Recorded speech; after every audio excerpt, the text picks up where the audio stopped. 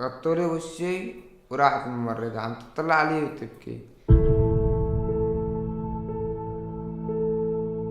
لا يوجد عائلة سورية لم تتأذى من هذه الحرب.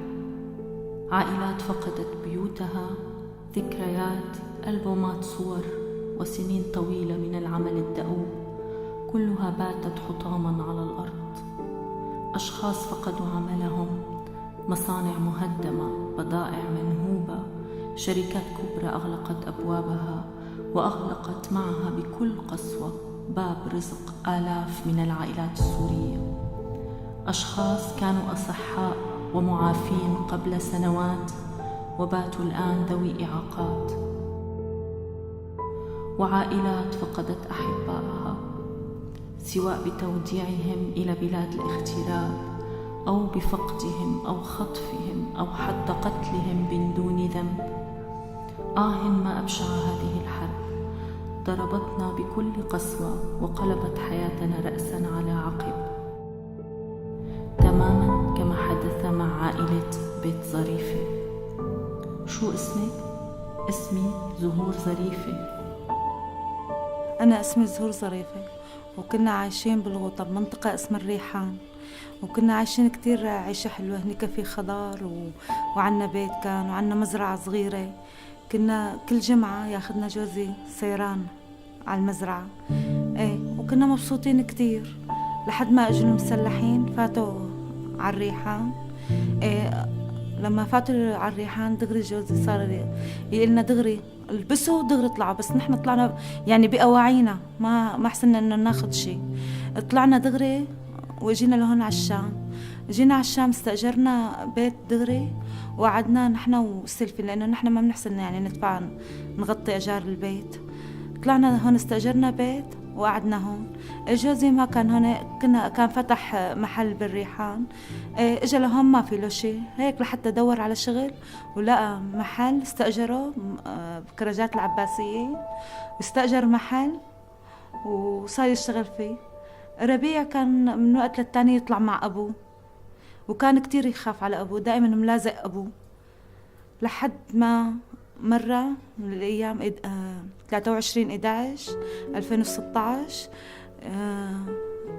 فطروا الصبح بكير وراحوا على الشغل. طلعوا 9:15، 9 ما بلاقي غير الباب عم يندق وابن أختي عم يبكي. بصرخ بركض بقول له شبك شوفي، بيقول لي وقعت قذيفة ومات فيها عمه ومات فيها ربيع. وصلنا على المحل، اجر في أبي لشبلنا السيارة. فوقت أنا رحت لشبيل السيارة، فرجع أبي لعنا، فوقعت علينا القذيفة. فوقتها طرت أنا سمعان صوت أبي وعم يقول لي ربيع ربيع لا تموت. فوقتها بس أنا مالي شايفه، اجت سيارة حملتنا أخذتنا على المشفى. فوصلنا على المشفى، نزلت على الشارع مثل المجنونة وأنا عم ببكي وبدي أدور على جوزي وابني. أركض من مشفى لمشفى وما أعرف وين مسعفينهم، هيك لحتى وصلت على قالوا لي بمشفى الهلال الأحمر بشارع بغداد. فتت لجوا سألت عليهم قالوا لي إنه أجي، بس بين واحد يقول لي عايشين وبين واحد يقول لي ميتين، لحتى عرفت وقالوا لي الدكاترة إنه الأب أحمد توفى دغري وربيع بحالة حرجة كتير. بس أنا حاس على كل شيء. ففوتنا على غرفة الإسعاف على غرفة الإسعاف ما سمعت ممرضة عم تقول الله يرحمه الله يرحمه. فأنا حاسس بس قلبي موقف. بس غطولي وشي وراحت الممرضة عم تطلع علي وتبكي. فأنا رفعت لها بإيدي قالت لساته عايش. فرجعت الممرضة عملت صدمات كهرباء. فرجعت عشت لأنه يمكن أبي قال لي لا تموت. حلو. دفعته على المستشفى، أخي ضل بالمستشفى 3 أشهر ونص. أول شهر كان صعب كتير، يعني أول جمعة قالوا لنا الدكاترة يعني بتكون معجزة إذا هالشاب بعيش. مرت أول جمعة طلعوه من العناية حطوه بغرفة. عرف إنه أبوه توفى ومتروا إجريه. ضلش جمعتين ما عاد شاف بعيونه بنوب، يعني مثل عمي، وما عاد حسن يحكي، يعني لسانه صارت يعني إذا بده يشرب مي بنضل حتى نفهم عليه. ايه وضلينا هلا ضليت عنده 3 أشهر ونص انا بالمشفى. انا كان عندي مدرسة، اول شهر ما رحت على المدرسة ابني، وقالت لي امي روح على المدرسة، انا بقعد بالنهار وانت بتنام عنده بالليل. إيه انا رحت نام عنده بالليل، اطلع الصبح تاني يوم على المدرسة، اطلع من المدرسة ارجع لعنده. ضلينا هيك 3 أشهر ونص حتى الله عافى وطلعنا من المشفى. ونحن بالمشفى هنيك الدكتور اللي كان مراقب حالة ربيع اتصل بالكاريتاس، وهن صار يأمنوا لنا يغطوا الدواء تبع ربيع، وأمنوا له كرسي مشان يمشي عليه يقعد عليه، وأمنوا له ووكر وعكازات، وصاروا كل فترة والتانية يجوا زيارات لعنا، ونحن حبيناهم وهن حبونا. يعني حسينا لما بيجوا يزورونا انه حتى ربيع نفسيته حسيتها انه ترتفع شوي، يعني صار محبة بيناتنا كتير. والله الحمل بعد ما توفى الوالد صار كتير تقيل علي. يعني هلا اذا اخي الصغير بده ينزل يشتري من تحت بنزل، بدي ضل عيني عليه. اذا بده يروح على المدرسة بروح بوديه على المدرسة. حتى اخي يا ربيع اذا بده كاسة مي بجيب له، امي هيك واختي كمان هيك. يعني كل شيء، يعني حسيت تقل كله صار تقل جبال على ظهري. ابي كان موفر لنا كل شيء، يعني لا نروح لا نجي، يعني كل شيء هو كان مأمنه.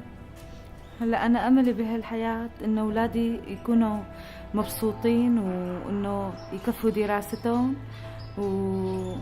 واهم وما بدي انا ما لسه لا على الاكل ولا على الشرب ولا على المصروف. المهم انه ربيع يرجع يمشي على رجليه مثل الاول ويكفي دراسته. انا حلمي ارجع على المدرسة، بس ما بدي ارجع على الكرسي، بدي ارجع انا وماشي على رجلي. الدنيا ما بتخلى من اولاد الحلال. وصلنا مبلغ من بولونيا عن طريق كاريتاس لنركب له اطراف، وركبنا له بمساعدة جمعية خطوة. هنيك عم يتدرب عليهم عندهم، بس المشكلة البتر عند ربيع صار من فوق الركبة، لهيك مشيه مو سهل حيكون، وبحاجة لأطراف متطورة أكتر وبتكلف كتير ليقدر يمشي بشكل طبيعي. والله بيحترق قلبي عليه، شو صار فيه وشو عملت فيه الحرب.